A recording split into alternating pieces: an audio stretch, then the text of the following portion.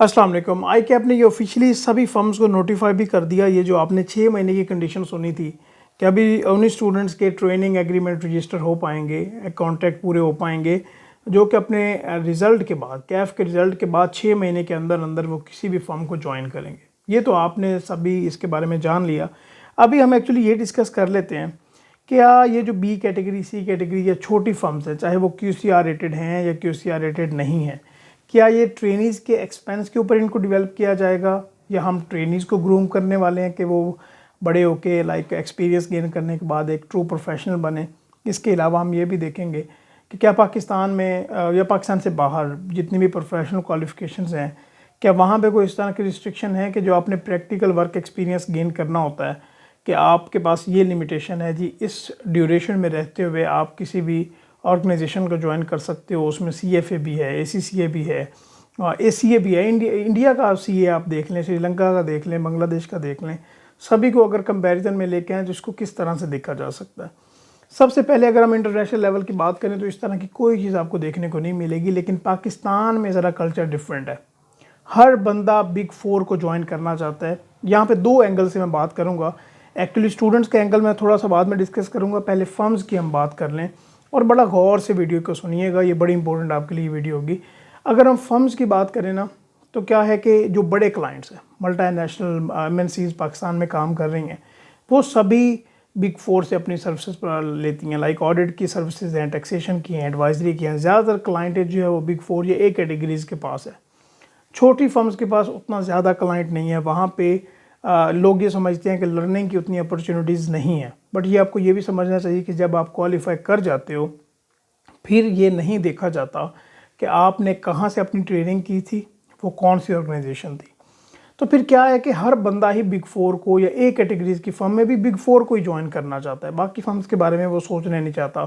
ख़ास तौर पे वो स्टूडेंट्स जिनकी 4 अटैम्प्ट्स हैं या 5 अटैम्प्ट्स हैं या 6 अटैम्प्ट्स हैं। तो अभी क्या होता है कि बिग 4 में उन्होंने अप्लाई किया, उनको अपॉर्चुनिटी नहीं मिली, वो बैठ जाएंगे। चलें यार, इस बार नहीं तो चलो नेक्स्ट टाइम में हम अप्लाई कर लेते हैं। एक तो आई कैप ने इस चीज़ को डिस्करेज किया है कि भाई आप अपना टाइम वेस्ट ना करें।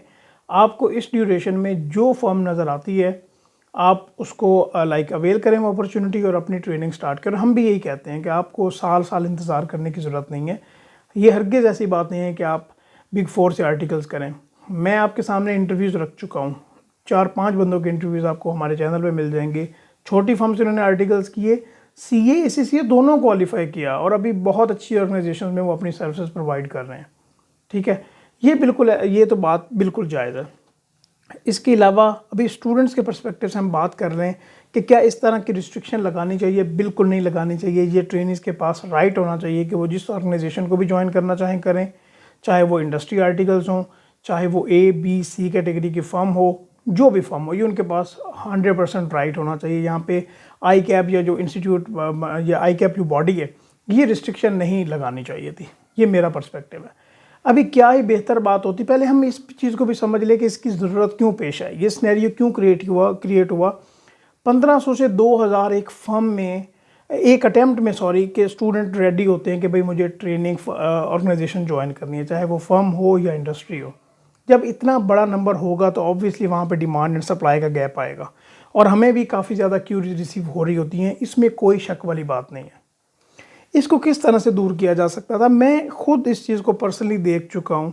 स्टूडेंट से मेरी बात भी होती रहती है। जब वो फर्म में जाते हैं ना, वहाँ पे फर्म की क्या कोशिश होती है कि वो अपने कम से कम ट्रेनीज़ को इंडक्ट करे, कम से कम ट्रेनीज़ को ऑन बोर्ड करे, और फिर क्या होता है कि उनकी लेट सिटिंग्स करवाई जाती हैं, वीकेंड्स ऑन करवाए जाते हैं। एक बंदा नॉर्मली 8 घंटे की लाइक एक दिन में काम करना होता है, तो उससे 15-16 घंटे रूटीन में काम लिया जा रहा होता है। ठीक है, क्या ही बेहतर होता कि आई कैप यहाँ पे ये बात करता कि भाई वर्किंग आवर्स स्ट्रिक्ट हो। फॉर एग्जांपल 9 बजे को बंदा जा रहा है तो 6 बजे ऑफ होगा, उसकी फैसिलिटीज़ बेहतर हो, उसका वहाँ पे जो एटमॉस्फेयर है वो ज़्यादा बेहतर हो, वहाँ पे जो ओवर टाइम वो लगाएगा तो उसको पे किया जाएगा, इस चीज़ को वो इंश्योर करता। राइट, ये इससे क्या होता, अभी इसमें कुछ और चीज़ें भी मैं आपको गिनवाता हूँ।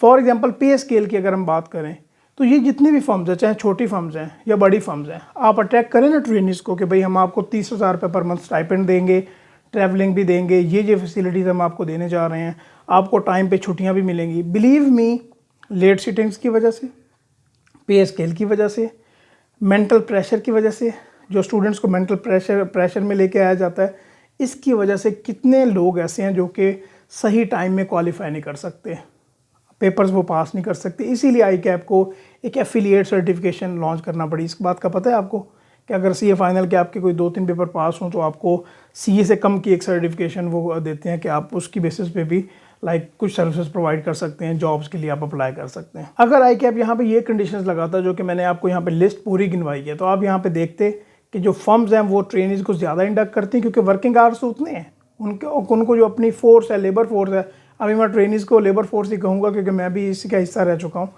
तो भाई देखें, अभी उनको भी ज़्यादा ट्रेनिज इंडक्ट करना पड़ते, तो ये इशू ही ना आता, चाहे वो बिग 4 होती, ए कैटेगरी की फर्म है, बी कैटेगरी की फर्म है, छोटी फर्म है, QCR रेटेड है, QCR रेटेड नहीं है, यहाँ पे ये कंडीशन लगाना बेहतर नहीं था।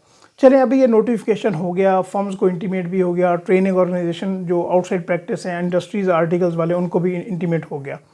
अभी आपके पास कौन से ऑप्शंस बचते हैं? आपके पास ये ऑप्शन है कि ये जो 6 महीने हैं, पहले इसकी कंडीशन ये है कि जैसे आपका कैफ का रिज़ल्ट आ जाएगा, उसके अगले 6 महीने या अगला कैफ का रिज़ल्ट आएगा तो उसमें से जो लेटर पीरियड होगा वो काउंट होगा। तो आपके पास सफिशिएंट टाइम है सोचने का, समझने का कि आप फर्म्स को ज्वाइन करना चाहें, ट्रेनिंग आउटसाइड प्रैक्टिस अपनी मर्ज़ी के मुताबिक कर सकते हैं। ये सफिशिएंट आपके पास टाइम अवेलेबल है।